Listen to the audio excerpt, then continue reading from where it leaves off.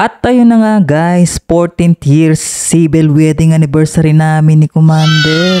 Napansin ko kasi na wala sa mood si Commander kaya inaya ko na lang siya mag-date at tuwang-tuwa naman siya. Pero ang sabi ko sa kanya, basta't kaming dalawa lang ang mag-date at wala na kaming kasama pa. At sabi niya sa akin, okay daw. Aromi tuloy na yata yung pamagsogomi. Yes! Pero dinala ko muna siya dito sa sikat na pasyalan dito sa San Fernando City, sa Lala Garden. Mahilig kasi sa kape itong misis ko pero sa lahat ng nagkakape, wala siyang kanervyos-nervyos. Ang sabi nga niya sa akin, basta't ako daw ang bahala at wala siyang dadaling pera. Okay, sige, akong bahala. Hindi niya alam, kumuha na ako sa wallet niya bago kami umalis. First time nga namin pumunta dito ni Mrs. Napapanood lang namin to sa mga vlog kaya pinuntahan na namin. Sabi ko nga kay Mrs. huwag tayong bahalatang first time natin dito.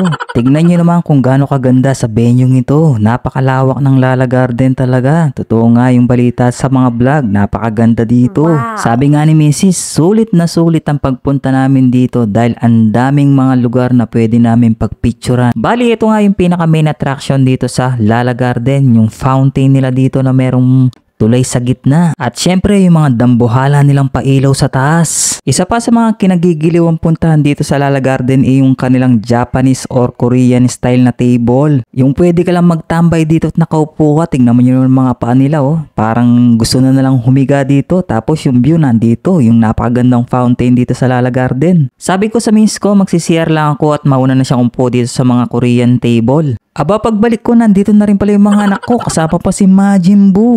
Pinasunod pala sila ng aking misis. Ay naku po, negative na yung pagsasogo namin. Akala ko pa naman maisang ko na yung mga bata. Hindi talaga pwedeng umalis si misis na hindi kasama yung mga bata.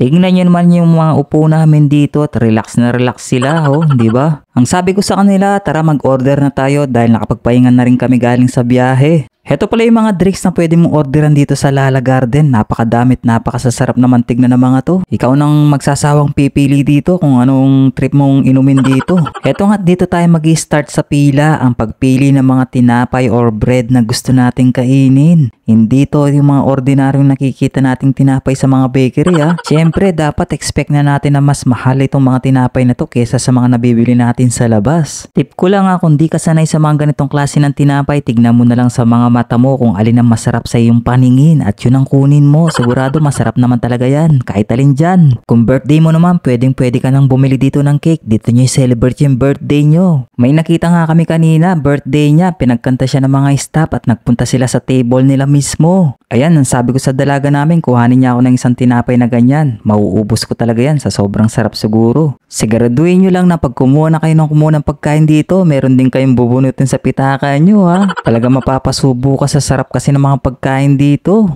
Heto nga pala yung counter nila kung saan pwede kang umorder dito ng mga pizza or mga ibang pagkain. At syempre dito na rin yung drinks. Dito ka rin magbabayad syempre. At gaya nga ng pinag-usapan namin ni Mrs. Ako yung magbabayad sa mga pagkain namin dito. Buti na lang nakakore at ako ng 1,000 pesos kay Mrs. kanina bago kami umalis. Kaya parang naka 50% discount din ako sa binayaran ko. Lagot ako kay Mrs. pag napanood niya sigurado to.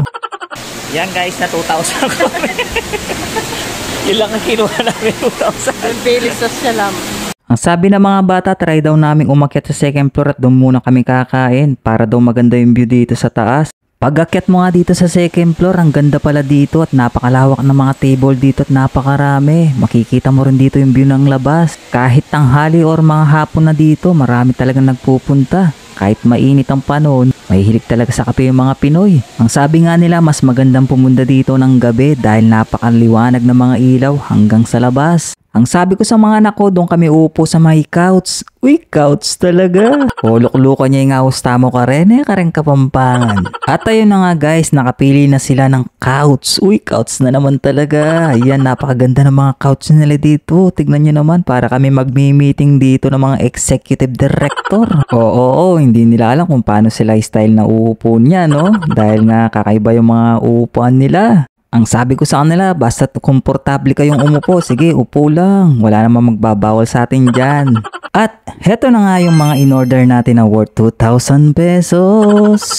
Alam nyo guys, wala naman talagang problema sa presyo dito dahil nga naman napakasarap talaga ng mga pagkain nila dito. Sa tingin pa lang talaga, mukha na talagang masarap. Kaya hindi ka manghihinayang talaga sa mga binayad mo dito sa Lala Garden dahil napakasarap talaga ng mga pagkain nila dito. Kaya ang sabi ko sa kanila, tara larga na tayo at kainin na natin itong mga napakasarap na mga pagkain na in-order namin. Pagkatapos nga ng 15 minutes namin, eto tignan nyo naman ang mga tiyan nila, parang lumobo na. Si Macho parang bitin pa sa kanya yung mga in-order niya oh. Pagkatapos nga namin makapagpahinga ay hinaya ko na sila mag-picture dito sa second floor. Baka daw merong pang magagandang view dito sa second floor at meron nga kami mga nakita.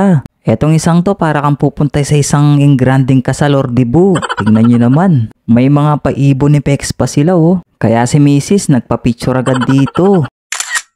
Tapos sakto naman nakita ng dalaga ko to, dito daw siya magpapapicture. Parang prinsesa nga naman siya dito, di ba? Syempre, hindi pwedeng hindi magpapicture dito si Mrs. 1, 2, 3. Metong pa. 1, 2, 3. At heto pa guys, meron pa pala ditong isang magandang lugar dito sa Lala Garden, ang kanilang rooftop. Kaya pinuntahan din namin ito. Kaya pala lagi nilang sinasabing mas magandang pumunta dito ng gabi sa Lala Garden dahil nga meron pa sila ditong pa-rooftop style. Paggabi kasi dito sa City of San Fernando, Pampanga, makikita mo na yung view dito na napakaraming ilaw. Kaya pala gusto nilang pumunta dito ng gabi.